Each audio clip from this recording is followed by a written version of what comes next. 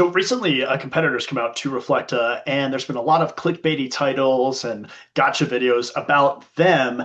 And because they exist in the same space that Reflekta exists in, we've kind of had to answer a lot of those questions too. So I thought it would be a great moment to actually take a look at the view and where they're actually talking about this competitor and kind of answer questions that come up throughout there. So let's take a look. A lot of people are concerned about how artificial intelligence will be used in the future. So see what you think about this. There's a new app that creates digital avatars of your dearly departed loved ones.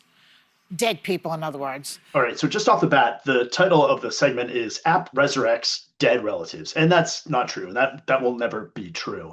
We've actually gotten a lot of comments from people that haven't really looked into Reflekta saying, what you're doing is unholy.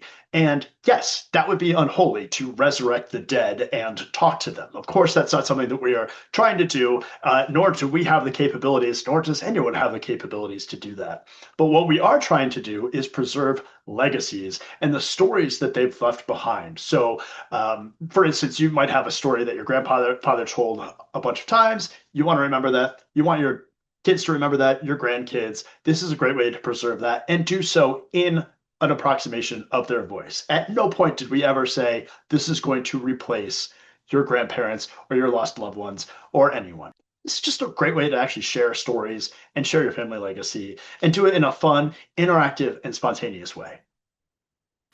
Listen, I miss both of my departed grandmas, but this gives me a little bit of uncomfortability. It's creepy. I've got wonderful memories. I've got photos. I wish I had more, but I choose to keep them alive through stories and talking about them with my loved ones. So she's right. The way we preserve memories and stories is not through some digital recreation of that person, but in the stories that they tell and in the legacies they leave.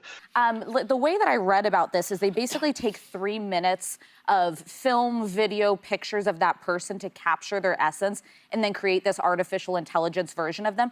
You cannot recreate the essence of a person with that little information. She's right. 3 minutes is not enough time to build a digital recreation of somebody. At Reflekta, we say it takes at least 20 minutes, and that's really just to get the bare bones of the person's history and story. What we actually encourage people to do is talk to our biographer that helps fill in the blanks. And that's an ongoing process that people can come back to whenever they feel like adding something to that elder. So 30 minutes, not enough time. And I think when somebody is grieving too, this could kind of delay the grieving process. Like part of it is accepting that person's no longer here, but they'll always be part of you. Well, what if it's later on, like you did the grieving, and then it's like 20 years later. That's where I'm at. And you say, oh, mommy's back. I like the idea in a way. Because they're going to say stuff my grandma might not have said. Okay, what we've always said is that Reflekta is not therapy. We're not there to help people move on from losing a loved one. But what we are there to do is preserve their loved ones' stories and their history and their legacy. So yeah, don't use Reflekta as a grieving tool. Don't assume that just by creating this digital elder that you're replacing your lost loved one, because that's just not possible. But you and Whoopi, I think, have both said you used to record relatives. Yeah, I love that. And you've said we should do it. I'm telling you, that's the best thing to do. Just interview them. Everybody has this. Yeah. Interview them. Ask them questions. How did you get here? What are you an immigrant? Let's hear that story. Look, a lot of headlines are going to come out about this brave new world we live in, especially when it comes to soultech and Reflekta, our competitors, and AI in general. I think the general public doesn't fully understand AI yet.